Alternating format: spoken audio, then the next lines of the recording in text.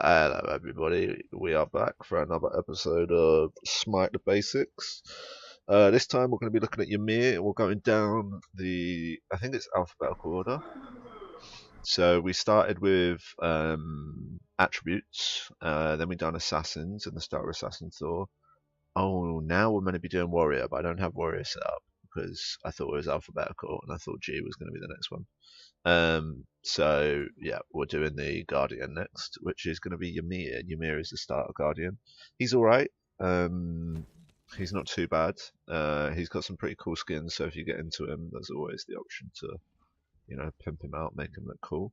Um, he's got a nice passive where when you hit somebody with one of your abilities, your next basic attack does 100% more damage.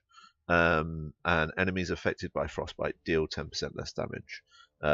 Last 4 seconds, which is pretty decent.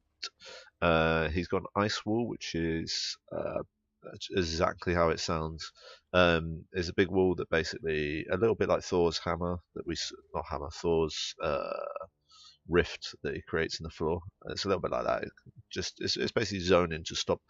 You can either save your players by cutting off the enemy, or you can sort of stop enemies from running back to their towers and getting back to safety. Kind of cool. Not his best ability, probably won't be used too much. His two main moves are Glacial Strike, which is a line move. It doesn't actually say the range on it, but I think it's about 55 units, which isn't very far. Um, it slows them and applies Frostbite and does a decent amount of damage. This is going to be your main lane clear, but what we'll do is we'll go into jungle practice after this, and we'll see that you can combo it with the next ability that's coming up. When you hit them with it, it gives them a slow for 4 seconds, quite a nice slow. And then there's Frost Breath, which he basically freezes in a cone in front of him. I'm not sure what the radius is, but the normal sort of cone stuns them for quite a long time, from 1.25 seconds all the way up to 2.25 seconds, and actually does a fair bit of damage. So it's a nice little combo to freeze them, and when they're frozen, hit them with a glacial strike. That's really cool. And if you get if you've got enough time, because once you've hit them with both of those abilities, they're going to be slowed. If you've got enough time, try a shard device, which is his ultimate. Ymir basically charges up, and everything around him within, I think, a 70 unit. This big circle will appear on the floor, and the longer you let it charge up, when it explodes, when it gets to the edges, it does a ton of damage. You can see here, full damage is 1,100 when fully done. Which is just like an insane amount for a Guardian. But it's pretty hard to get them when it's fully done. What you normally do is you channel it, and as you can see, it lasts 3 seconds before it explodes on its own. You channel it, and then when people get to the edge, you sort of cancel it with B or right click, and that allows you to do a percentage of the damage that you were going to do, depending on the circle. Again, it's a bit of a visual one. We'll look into that when we actually get into jungle practice. Anyway, God Builder. I'd ignore that, mark the vanguard, we'll get rid of that. You start with Shoes of Focus because you need the movement speed, really. Till you really get like maybe all of this or some of this built, Hide of the Urchin, you're not going to be very tanky at all, so keep that in mind. Maybe say to yourself, I'm not going to be tanky till 4 or 5 minutes into the game, and then that's when you can start sort of taking a couple blows and not getting crushed quite as much. Hide of the Urchin we looked at when we were doing the Thor video. It comes with 35 of each protection. It comes with 250 health, 250 mana. So really, really tanky, really good. Cost a fair bit. But it's got this passive where when you get a god kill or an assist, you increase your magical and physical protection by 3 each. So if you get all 10 stacks, it's an extra 30 on top. That's 65 on each. Really, really tanky item. We love that. And we build it first so that we don't miss out on any god kills second. We don't miss out on any god kills or any god assists that could have helped us stack. Then we go into sovereignty. Again, the reason why we're going into sovereignty is because normally you have 2 physical and 1 magical, or 3 physical and 2 mages, depending on the game mode. So you want to get that sort of protection stacked up first. So we're going for physical protection, sovereignty. This gives you health. It's reasonably cheap, and it comes with a aura, which basically means that when allies are reasonably close to you, they also gain 30 physical protection on top, and some health per 5 seconds. So that's really cool. Heartward is sort of almost exactly the same as Sovereignty, but the magical side of it. So it gives you magical protections, again another 200 health, so we're stacking health like crazy already. And it gives you this 70 unit aura thing that gives everybody around you that's an ally magical protections plus some mana per 5 seconds. So that's really cool. So as you've noticed, we've even before, so if we untick all of these, so we start with 2,500 when we're level 20 because we're a tank. As soon as you put that on, we're up to 2.8. As soon as you put that on, we're up to 3. As soon as you put that on, we're up to 3.2. So we're already getting loads and loads of health built in with quite a lot of protections, decent enough protections. And then we build Ethereal Staff. The way this one works is it gives you a little bit of magical power, which is good because we want to deal some damage. It gives you a ton of health, 400 health is an insane amount. The mana isn't relevant because by the point in the game where you're building this, you won't be able to burn your mana quicker than your moves can come off of cooldown. But it comes with this amazing passive which turns 2.5% of your maximum health into magical power. So because we've been stacking power so much, this should give us 30 power, but the passive on it takes it up way more than that. So we jump from 30 to 151. We're actually getting 121 magical power off of Ethereal Staff. That's the main reason we build it. Obviously, it comes with the health, which is fantastic for us, and we're up to 3.6. And then we finish with Mantle of Discord, which is really, really tanky. Comes with 60 of each protection and some cooldown reduction. Also comes with a cool passive that means when you drop below 30% health, you unleash a shockwave that stuns all enemies within a 20 unit range, which is quite close, for 1 second, and you gain CC immunity for a second. This effect cannot be triggered more than once every minute and a half. So really cool. As we can see, when we build it on, our health won't go anywhere, but our protections go through the roof. We're sitting at 214 physical and 188, magical. So we're really, really tanky, and we've got 3.6k health, which is awesome, and 151 power. So really, really good. You build it in that order, from left to right, and then you go down a row, and then left to right again. Relics, usual sort of relics. Pick up Sovereignty. Pick up Sanctuary. Then pick up Meditation. If you need beads or sprint, or you feel like you need them in the situation, then do as you will. You might want to take some health potions out with you when you start, because they're really good for helping you stay in lane. When I say stay in lane, I mean stay where the action is between the two towers, depending on what game mode you're playing. So we're going to save that. That's all done. Then we're going to go on to abilities. We're going to clear all these abilities, and we've already looked at the moves. So we've got Ice Wall first one. We've got our Spiky Line, our second one, and we've got our Frost Breath, our Freeze as our third one, and as our fourth, we've got our Ultimate as always. So we're going to go like this. We're going to go Glacial Strike, then we're going to go Frost Breath, Glacial Strike. We're going to pick up the wall just so we have it in our kit, and then we're going to leave it completely alone for a long while. We're level 5, so it's time to pick up the ultimate. Then we're going to go into Glacial Strike again, Frost Breath, Glacial Strike. Time to pick up our ultimate at level 9. Tier 2 ultimate done. Then we finish Glacial Strike. Then we go Frost Breath, another ultimate, Frost Breath, and then we go Wall, ultimate, Wall, ultimate. So it was a little bit quick, but again, as always, guys, I mean, if you missed anything, just rewind it and write it down on a piece of paper, or even screenshot it here. You can see all the little pictures to let you know exactly what we built and where we built it. So that'll do it for that. So let's take him into jungle. This should be reasonably quick compared to Thor because he's a very simple character, Ymir, but what makes him good and what makes you good when you're playing him is your overall knowledge and sense of the game. So where is he? Why? There you go. So what will really help you is if you can constantly be looking at your build and saying to yourself, okay, am I tanky right now? Should I be going crazy? Or am I sort of like a little bit tanky, and should I just be standing back and being a presence? And when I say being a presence, I mean you're not particularly doing too much, but you're standing in front of your two teammates and you're saying, look, if you come anywhere near my two teammates, I'm going to fuck you up. Instead of being like, I'm just going to fuck you up no matter what happens as soon as you step out your tower. So we're going to grab some levels. We might as well grab all the levels actually.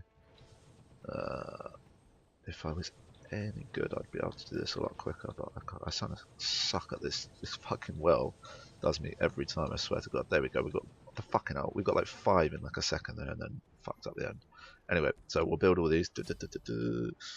And this, and this, and this. Now, because this is a tanky god, there's not much use me going to Ra and seeing how hard we hit him before. We will afterwards, but there's not a whole lot of use for me doing that. What's really good is to just see how tanky we are against two different characters. So we'll go fuck with Ra and see how hard he hits us. But first we're going to fuck with the Fire Giant. Now if you know anything about the Fire Giant, he's this dude that's in he is in Conquest and he is also in Clash.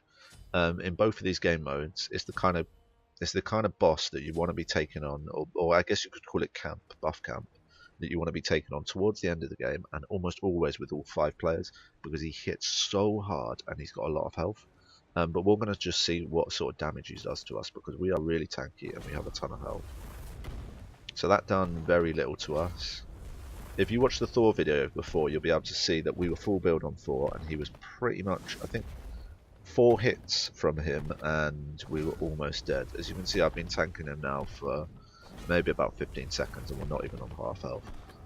So we're really tanky. We don't swing very hard, we swing for 42, but really we're not really about swinging hard. We're about getting in there, causing some trouble, helping our teammates out, either getting them kills or helping them get out of sticky situations, and that's what Ymir is all about. I mean, you can finish gods, you can do damage, you just need to get the combo right, and that's what we're going to do on Ra before we see how hard he hits us. Just for you guys, so you know, any tower, minion camp, so towers, minion camps, phoenixes, titans, all of that stuff, fire giant, everything like that, deals physical damage, regardless of what it looks like. If Fire Giant's chucking fire at you, it's physical damage. So if I stack this dude up so he just had magical defense and didn't have any physical, I would get hit so hard by the buff camps. So that's really useful to know. But what we're going to do is we're going to see what we can do for Ra. So we're going to look here. Oh, actually, we're going to have to kill him quick because he's fucking with us. So we actually hit the Ra quite hard, which is really good, and that's because we've it's actually because we had our frostbite up. So we're going to run away from Ymir for a second so we can actually look at those abilities a little bit slower, because that started without me wanting it to start. So his one is his wall. As you can see, it's pretty big and it's quite difficult to deal with. It's not as long as Thor's wall, but it's substantially annoying. Like if you've got somebody running and they run into that backwards, they're going to have a real tough time swinging their camera around, running around it backwards, running around, and in that time you can definitely kill them if they're low enough. So it can secure your kills, that's for sure. It can also prevent enemies from fucking up your teammates, which is really good. So that's your wall. We got the spike, as you can see. I think by the looks of things it reaches 50 units. Which actually what we'll do is we'll pick up sprint so we can get around a little bit quicker, because this dude's slow. What we'll do is we'll go practice on some. You're going to have to excuse me, I'm going to sneeze.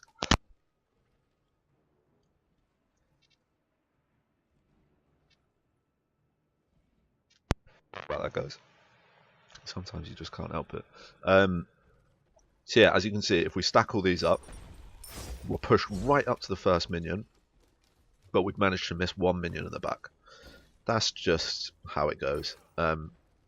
It's mainly because the actual ability doesn't have a huge range on it. For most circumstances, it's actually pretty fine, but you know, it's worth noting that you ain't going to be able to clear the whole wave with 1 spike, unless you get them grouped up. So that's that. It does quite a bit of damage, as we can see. It does 370 plus 105 because we've got 151 magical power, so that's really good. It's got a slow built into it that lasts for 4 seconds, so it's going to be hitting for roughly 450, which is a whole load. Maybe with some protections a little bit less, the protections of who you're hitting.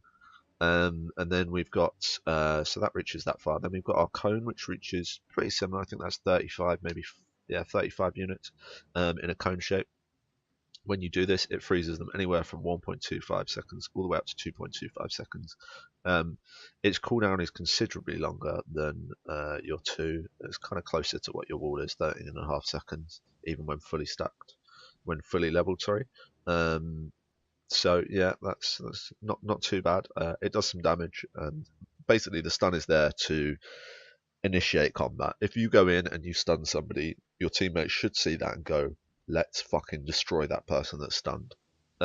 So that's the idea behind it. And then your ultimate is like this. Now this one is a bit hard to explain audibly, so it's better to actually have a little look and see what it does. As you can see, it reaches about 70 units in diameter across, and when you do it, this circle where the spikes are in the middle, it will start there and it will take 3 seconds to reach the very edge of the circle that we can see now. When it reaches that, it will detonate on its own and do a ton of damage. If your target is escaping out of it and you know that you're not going to be able to hit them in time, cancel the ability when they're on the edge of the circle to get the maximum amount of damage, and you should still do a decent amount of damage. So what we're going to do is we're going to ult him here. So we're going to use we're going to use our 3 first to keep him in place, then we're going to spike him with our 3, and then we're going to ult him with our 4. Now, if we could do like maybe 40 or 50% of a god's health, then that's a really good help to our team, especially considering how tanky we are. We're not really meant to be dealing damage. So let's give it a go. So we're going to go in, we're going to freeze him, then we're going to spike him, then we're going to do this straight away. Now you can see it building up. I'm going to let it build all the way because he's not moving, and we do a ton of damage. Finish off with a couple big basic attacks because of our passive, which increases our basic attack damage by 100% for 4 seconds after hitting any god with an ability. It really is that easy. The main one is freeze, spike, maybe give him a couple hits or 1 hit, and then get out and let your team do the rest. As you can see by this Ra, we're actually going to stand in there and let him do some stuff to us because he just does like no damage. In fact, he's given up. So yeah. Anyway, not really much more I can show you than that. The best advice I can give you is just try and make sure that your placement's sort of on point, and that you're not going too crazy in the early stages and you're not going too crazy in the late stages, because regardless of how much defense and how much health you have, if it gets to 25-30 minutes, gods are still going to be hitting very, very hard. So it's worth being cautious, but really fun god.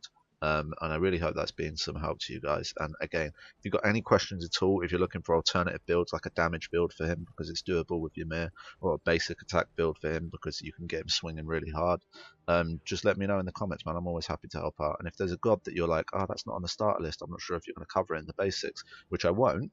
But if somebody actually asks for, you come up and say to me, oh, I really need a Kali build or something, I'll be more than happy to answer back and try and give you a decent enough build, because I should be able to help with most stuff. Anyway, guys, I hope that's been helpful, and we'll catch you in the next one. I think the next one's going to have to be Warrior, which is going to be Guan. So very interesting god. But yeah, anyway, peace, guys.